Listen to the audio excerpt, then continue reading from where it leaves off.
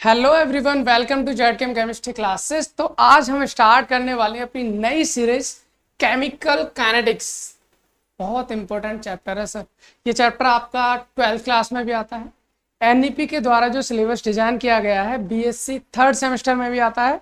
बाकी other competitive exams, चाहे वो नीट हो, आईआईटी जेई हो, एडवांस हो, चाहे आपका आईआईटी जैम हो, चाहे आपका अदर कोई कॉम्पिटेटिव एग्जाम्स हो जैसे कि नेट है, सीएसएन नेट है या गेट है, सबके लिए हेल्पफुल होता है सर। बहुत ही मस्त और इंटरेस्टिंग चैप्टर है हमारा। हम इस लेक्चर में करने वाले हैं केमिकल काइनेटिक्स का इंट्रोडक्शन पार्ट।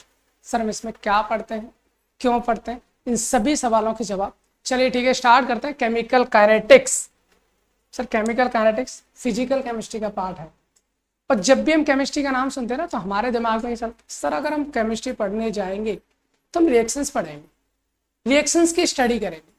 सर रिएक्शंस चाहे हमारी वो ऑर्गेनिक केमिस्ट्री की रिएक्शंस हो, चाहे वो हमारी इनऑर्गेनिक केमिस्ट्री की रिएक्शंस हो, उन सब का मैथमेटिकल कंसेप्ट जो भी होता है वो सब हमारा फिजिकल केमिस्ट्री ही देता है। वो आई कैसे, क्या करना है क्या नहीं। देखो सुनो भाई, रिएक्शंस होने का, रिएक्शन कंप्लीट होने के हमारे 3 स्टेप होते हैं।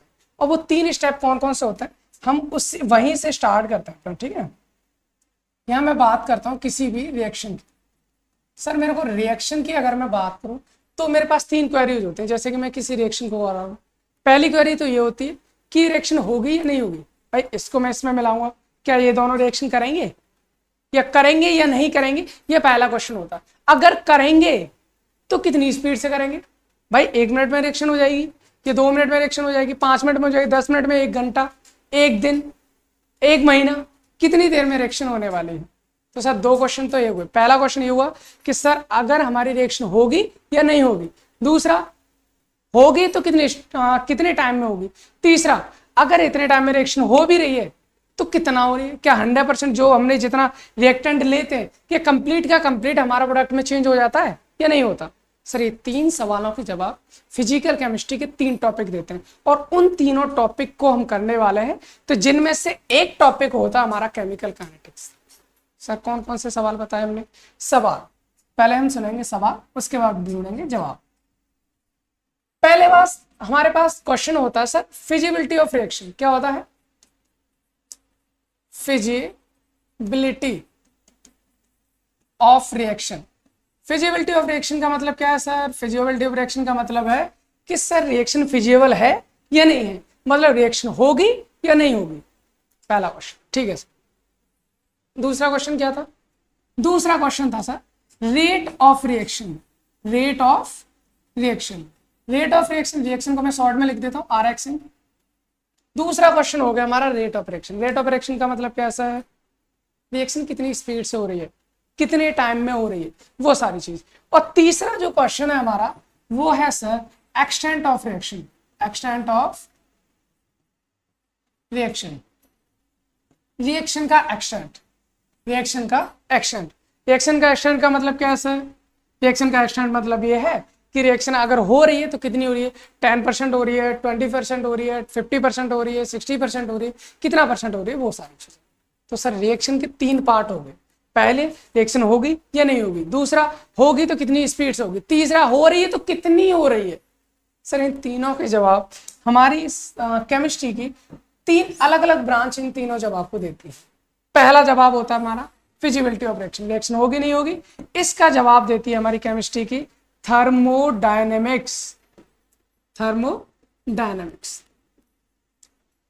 सर एक आपने नाम तो सुना होगा, चैप्टर का नाम सुना है, आपका 11th 12th में भी होता है, ग्रेजुएशन में भी होता है, सब जगह काम आता है सर थर्मोडायनेमिक्स। ये थर्मोडायनेमिक्स हमारे इस पूरे चैप्टर में हम केवल ये देखते हैं कौन सी रिएक्शन पॉसिबल है, कौन सी नहीं है, कौन सी रिएक्शन स्पॉन्टेनियस होगी, कौन सी नहीं होगी।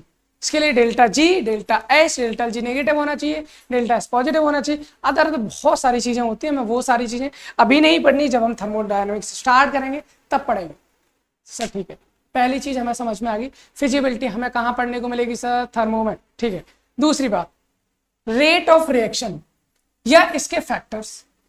कोई भी रिएक्शन है कितनी स्पीड से हो रही है, कितनी स्लो होगी, फास्ट होगी, मॉडरेट होगी, क्या होगी, या फिर उस रिएक्शन को कौन कौन से फैक्टर हमारे अफेक्ट कर सकते हैं, वो हम पढ़ने वाले होते हैं सर किसमें, अपना जो आज स्टार्ट करने वाले हैं केमिकल काइनेटिक्स।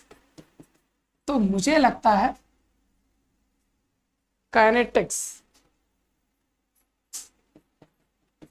तो मुझे लगता है, क्या लगता है कि केमिकल काइनेटिक्स का मतलब तो अभी आपको समझ में आने लग गया होगा। सर केमिकल काइनेटिक्स में क्या पढ़ने वाले, किसी भी रिएक्शन का रेट, कैसे होने वाली रिएक्शन, कितनी स्पीड से होने वाली रिएक्शन, ठीक है। एक्सटेंट ऑफ रिएक्शन, सर ये कौन सी ब्रांच में हम पढ़ने वाले हैं? एक्सटेंट ऑफ रिएक्शन हम पढ़ने वाले हैं किसमें? केमिकल इक्विलिब्रियम में। किसमें पढ़ने वाले हैं? Chemical equilibrium.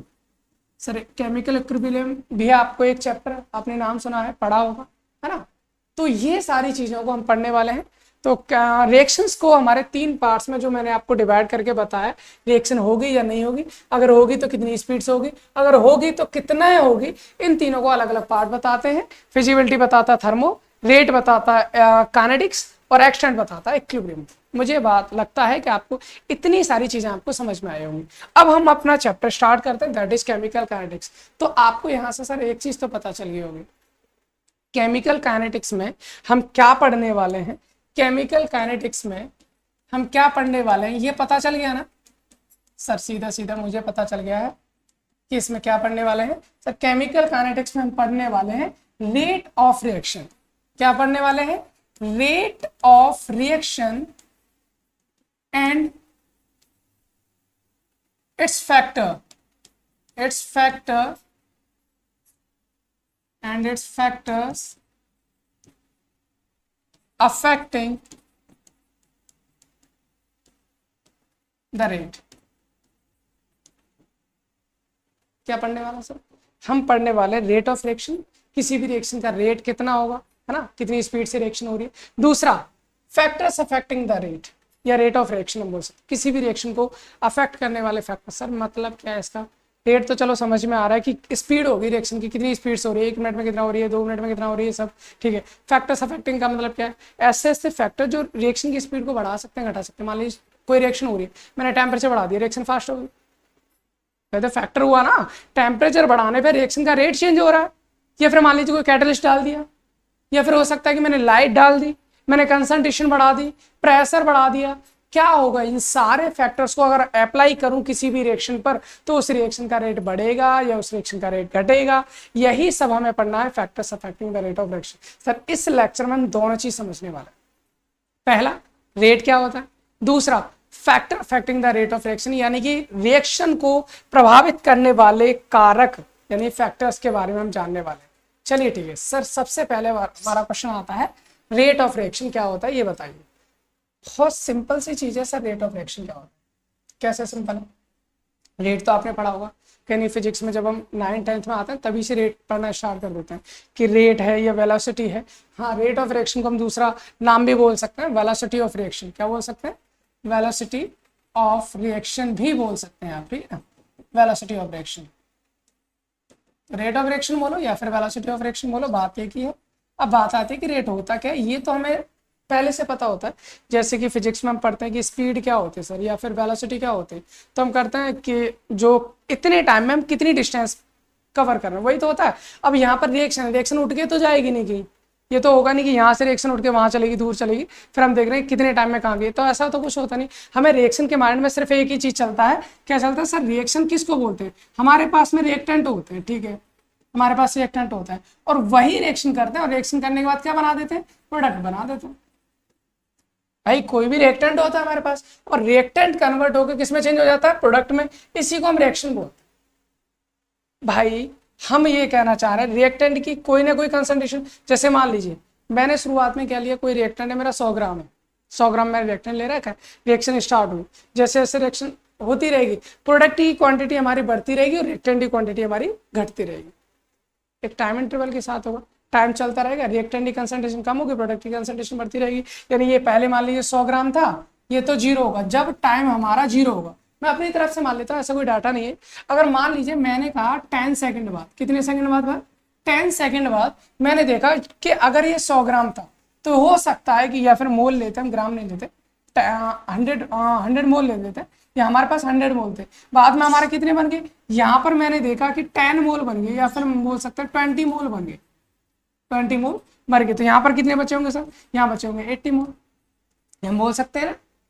अगर मान लीजिए मैं कहता हूँ टी इजकल टू, मान लो 20 सेकंड बाद मैं देख रहा हूँ, तो यहाँ पर बन गए 40 मोल, मैं अपनी तरफ से ले लिया, तो यहाँ कितने बचे होंगे, यहाँ बचे होंगे मेरे 60 मोल। तो भाई रिएक्शन के दौरान होता क्या है, रिएक्शन के दौरान मेरे को एक चीज समझ में आ रही, जैसे जैसे टाइम बढ़ेगा वैसे वैसे हमारे प्रोडक्ट की कंसंट्रेशन बढ़ेगी, रिएक्टेंट की हमारी घटेगी। सर रिएक्टेंट जब मेरा टाइम जीरो था, तो रिएक्टेंट मेरा कितना था, जब मेरा टाइम जीरो था रिएक्टेंट मेरा 100 था, है ना, और जब टाइम 10 हो गया तो रिएक्टेंट मेरा 80 हो गया। इसका मतलब क्या है, टाइम चेंज होने पर रिएक्टेंट की कंसंट्रेशन चेंज हो रही है। सर एक और चीज देखो, टाइम मेरा जीरो था, प्रोडक्ट जीरो था, टाइम मेरा 10 था, प्रोडक्ट मेरा कितना है 20 है, तो इसका मतलब क्या, टाइम चेंज होने पर प्रोडक्ट की कंसंट्रेशन भी चेंज हो रही है। सर फिजिक्स में डिस्टेंस चेंज होती है टाइम के साथ, यहाँ पर कंसंट्रेशन चेंज होती है। तो रेट ऑफ रिएक्शन या वेलोसिटी ऑफ रिएक्शन की अगर मैं डेफिनेशन लिखना चाहूँ तो डेफिनेशन में बहुत ही प्यारे से पर आराम से इनकी डेफिनेशन लिख सकता हूँ। क्या लिखूंगा, चलिए डेफिनेशन लिखते हैं। सर वेलोसिटी ऑफ रिएक्शन या रेट ऑफ रिएक्शन क्या होता है, हम कर सकते हैं sir change in, it's a change in concentration of reactant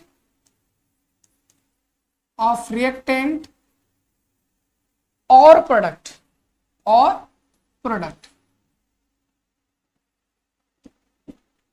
in a time interval।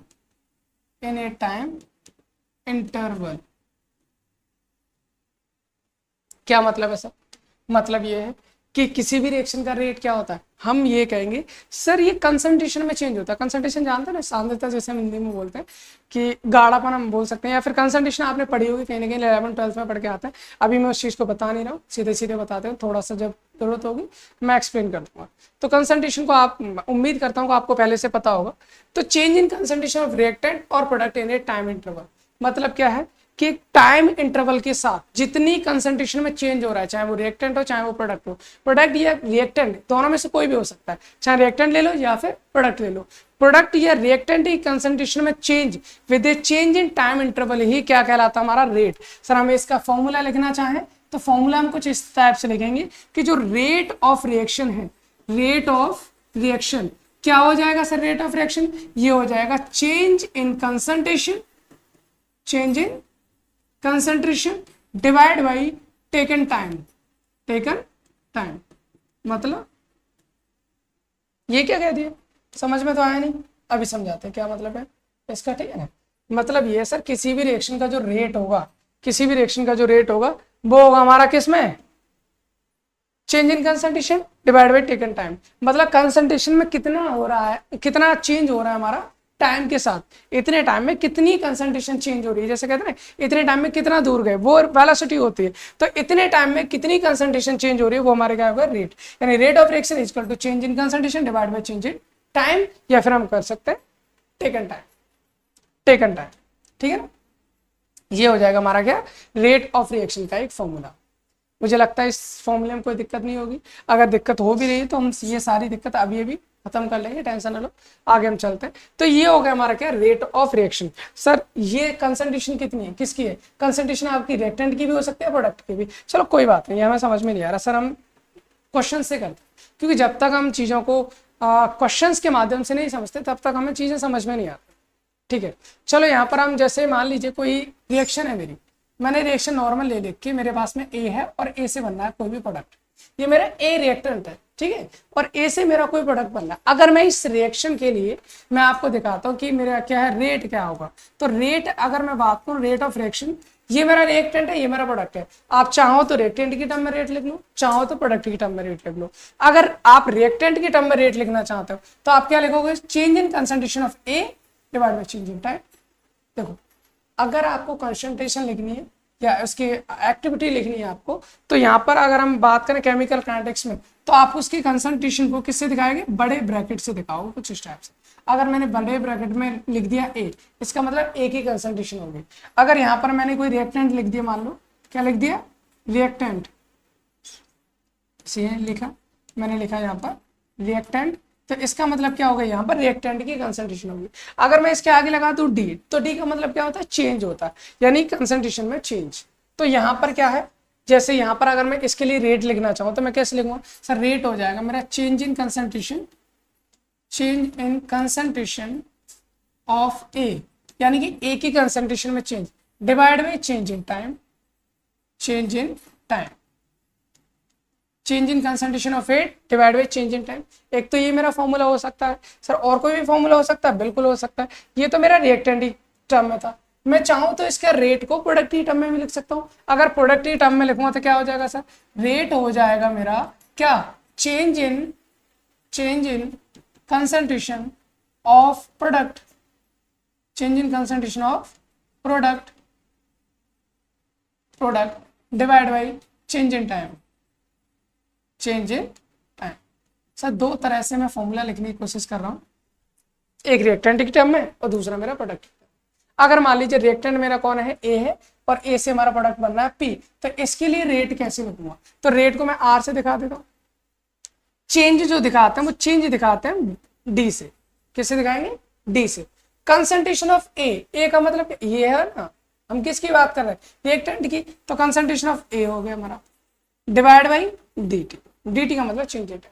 तो रेट क्या हो जाएगा, रेट होता है हमारा change in concentration of A, यानी ए की कंसंट्रेशन में चेंज, ये बड़ा ब्रैकेट दिखाएगा ए की कंसंट्रेशन, डी दिखाता है चेंज, वैसे टी क्या है, टाइम, और चेंज दिखाएगा डी, यानी डी अपॉन डी टी। लेकिन एक चीज समझो, जब रिएक्शन होती है तो रिएक्टेंट हमारा कम होता है, प्रोडक्ट हमारा क्या होता है, बढ़ता है। तो एक चीज आपको ध्यान रखनी है, आप रेट को, जब रेट का एक्सप्रेशन लिखोगे रिएक्टेंट की टर्म में, तो उसके आगे क्या लगा दोगे, माइनस।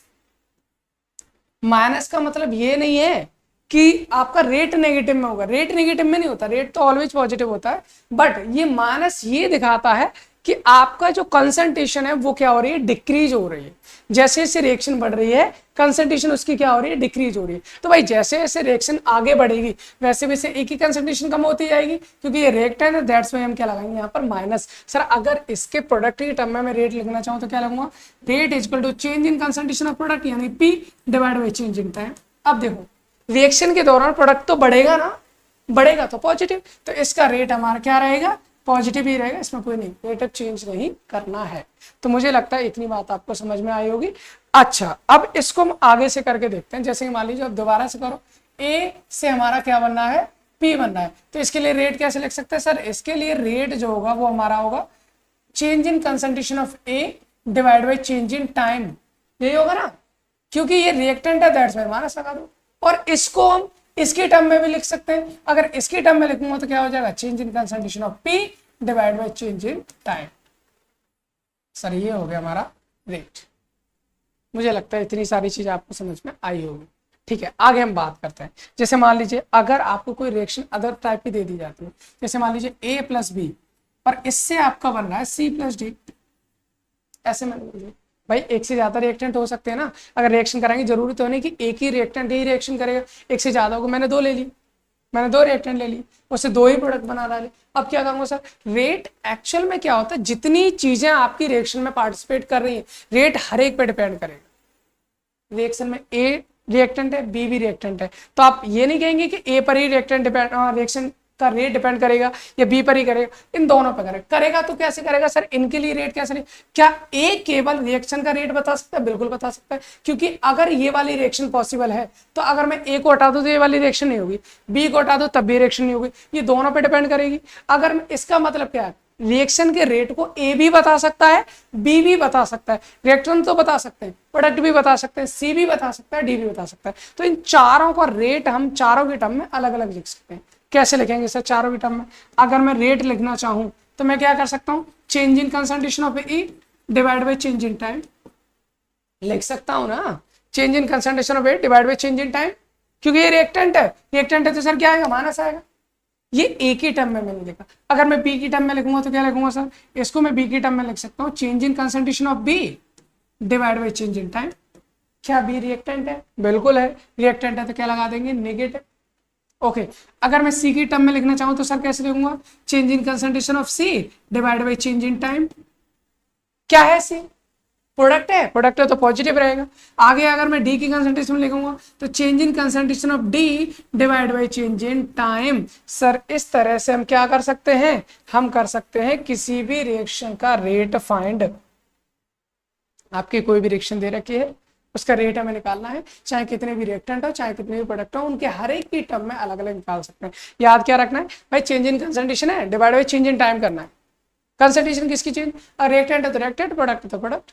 अगर रिएक्टेंट आ गए तो उसके आगे माइनस लगा दो, प्रोडक्ट आ गए तो पॉजिटिव लगा दो, बस इतना ही करना है। सर और कोई कंडीशन बता दीजिए, हो सकता है चीजें चेंज हो। ये तो अभी सिंपल सी होगी, लेकिन मेरे पास एक चीज और आ सकती है। सर जरूरी तो नहीं कि एक ही ए और एक ही बी रिएक्शन करे। अगर ए भी एक से ज्यादा हो, बी भी एक से ज्यादा हो, तो हम क्या करेंगे, तो हम एक सिंपल सी चीज ले लेते हैं। जैसे मान लीजिए मेरे पास में 2a है, मेरे पास में क्या है 2a प्लस 3b आपस में रिएक्शन कर रहे हैं, 2c प्लस 4d बना दिया। अब क्या करें सर भाई, इस केस में हम क्या करेंगे भाई, यहां पर क्या है, अगर यहाँ का इसका रेट लिखना है तो देखो रेट का एक्सप्रेशन इसका कैसे लिखेंगे, ध्यान से सुन लीजिए। यहाँ पर हमें रेट करना है, रेट बराबर क्या करना है भाई, अभी एक ही टर्म में निकालेंगे पहले, तो क्या करेंगे, change in concentration of A divide by change in time, यही तो करेंगे, क्योंकि रिएक्टेंट है तो माइनस भी लगाएंगे। लेकिन एक और चीज है सर, यहाँ पर इसका रिएक्टेंट का कोफिशिएंट दे रखा है कितना, 2।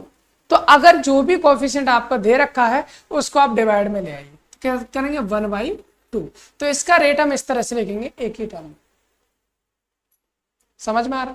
अगर सर बी की टर्म में लिखना चाहूंगा तो क्या करूंगा, तो वही करना है, change in concentration of B divide by change in time, क्योंकि रिएक्टेंट है तो माइनस लगाओ, कोफिशिएंट कितना है 3, तो 1/3, ये हो जाएगा।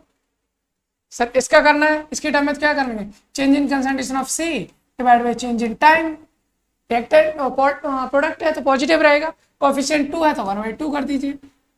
और इसका कैसे करना, यहाँ पर याद रखना है, यहाँ पर प्लस नहीं लगाना है, ये सारे इक्वल है, आप अलग अलग रेट निकाल सकते हो, उसमें कोई दिक्कत नहीं। जैसे यहाँ पर 4 है आपका, तो मैं क्या कर सकता हूँ, यहाँ पर मैं कर सकता हूँ change in concentration of D divide by change in time, कितना है 4, तो 1/4, और प्रोडक्ट है तो पॉजिटिव रहेगा। तो सर ये हो जाएगा इस वाली रिएक्शन का रेट। मुझे लगता है ये रेट भी आपको समझ में आ गया होगा।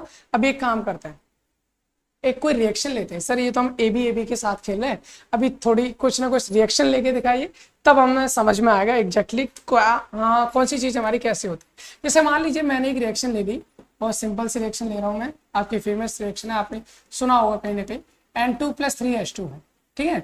रिएक्शन साइन पर यह बना रहा है 2NH3, सुना है ना। N2 nitrogen gas, hydrogen gas, 1 और 3 के रेशियो में जब रिएक्शन करते हैं तो हमारा क्या बनता है, अमोनिया बनता है, माने NH3 बनता है, ठीक है सर। अगर इस रिएक्शन का मुझे रेट निकालना है तो मैं रेट कैसे निकालूंगा सर, रेट मैं निकालूंगा, रेट इज इक्वल टू क्या है, पहले रिएक्टेंट N है, N2 है, तो N2 के टर्म में कैसे लेंगे, change in concentration of N2 divide by change in time. कितने N2 है सर, एक ही, तो कोई दिक्कत नहीं, रिएक्टेंट है ना, रिएक्टेंट है तो क्या आ जाएगा, नेगेटिव आ जाएगा, बहुत बढ़िया। सर H2 की टर्म में निकालोगे तो क्या हो जाएगा, H2 की टर्म में आप निकालोगे तो क्या हो जाएगा, change in concentration of H2 divide by change in time. Sir यहाँ पर कोफिशिएंट है ना, कितना है 3 है, तो हम क्या करेंगे 1/3, रिएक्टेंट है तो क्या आ जाएगा माइनस, इक्वल टू कितना है यहाँ पर भाई, अगर इसके टर्म में निकालो तो क्या, change in concentration of ammonia यानी NH3 divide by change in time, कितना कोफिशिएंट है 2, तो 1/2। प्रोडक्ट है या रिएक्टेंट, प्रोडक्ट है सर, पॉजिटिव ही रहेगा। इसका मतलब ये हमारा फॉर्मूला हो जाएगा किसका, इस वाली रिएक्शन का रेट निकालने के लिए। मुझे लगता है ये भी आपको समझ में आ गई। चलो मैं आपके लिए एक रिएक्शन देता हूँ, उसका आप रेट का एक्सप्रेशन बनाने की कोशिश करो। रेट का एक्सप्रेशन जैसे मैंने दे दिया आपको, क्या दे दिया है, मैंने आपको दे दिया यहाँ पर 2N2O5, ये मैंने एक रिएक्शन दी, और यहाँ से बन रहा है हमारा, क्या बन रहा है भाई, मैंने बना दिया 2NO2 + O2, आई थिंक यही बनेगा, हाँ ठीक है, यही बनने वाला हमारा, ये हमारा बन गया, ये बन जाएगा नहीं, 2N2O5 की जरूरत है, 4NO2 बनेगा सर, है ना, 2 नहीं, इधर बनेगा 4NO2, ओके, नाइट्रोजन 5, ठीक है, ओके, ये बनेगा हमारा 2N2O5 से हमारा क्या बनना है 4NO2 + O2। तो इस वाली रिएक्शन के लिए रेट निकला है सर, मैं लिख सकता हूँ बहुत आसानी से, आप भी लिख सकते हो बहुत आसानी से। कैसे सीखा था सर, अगर रेट हमें लिखना है तो रेट बराबर क्या होता है, कंसंट्रेशन में चेंज, कंसंट्रेशन क्या है N2O5 है सर, N2O5 की कंसंट्रेशन में change divide by change in time, यही है ना। कितना है सर 2 है तो 1/2 कर दीजिए, है ना, क्या लिखेंगे हम 1/2। अभी रिएक्टेंट है तो हम क्या लगा देंगे माइनस, तो ये इसकी टर्म में हो गया। अगर सर हमें NO2 की टर्म में निकालना है तो कैसे निकालेंगे, change in concentration of NO2 divide by change in time, कितने हैं 4, तो 1/4 हो जाएगा। प्रोडक्ट है रिएक्टेंट, सर प्रोडक्ट है तो पॉजिटिव ही रहेगा। यहाँ पर हम क्या करेंगे सर, ये हो जाएगा change in concentration of O2 divide by change in time, coefficient है नहीं, प्रोडक्ट है पॉजिटिव रहेगा, तो ये हो जाएगा rate expression for this reaction. मुझे लगता है ये भी आपको समझ में आ गया होगा, इसमें कोई प्रॉब्लम नहीं। अभी पहला लेक्चर है, इस लेक्चर में हम इतना ही करते हैं। मैंने सोचा था कि रेट के साथ साथ मैं इसके फैक्टर्स भी बताऊं, लेकिन थोड़ी सी लेंदी हो रही है वीडियो, तो इसलिए मैं अभी इस लेक्चर को इधर ही रोकता हूँ। अगले लेक्चर में हम इस रेट एक्सप्रेशन से रिलेटेड एक दो न्यूमेरिकल्स करने की कोशिश करेंगे, और उसके साथ ही जो भी फैक्टर्स हैं जो हमारे रेट को अफेक्ट करते हैं उन सब के बारे में पढ़ेंगे। तो भाई ये BSc थर्ड सेमेस्टर में आपका दे रखा है ना, फर्स्ट यूनिट है, आप शेयर करें अपने फ्रेंड्स के साथ जिनको इसकी ज़रूरत है, और बेल आइकन जरूर दबाएं। Thanks for watching.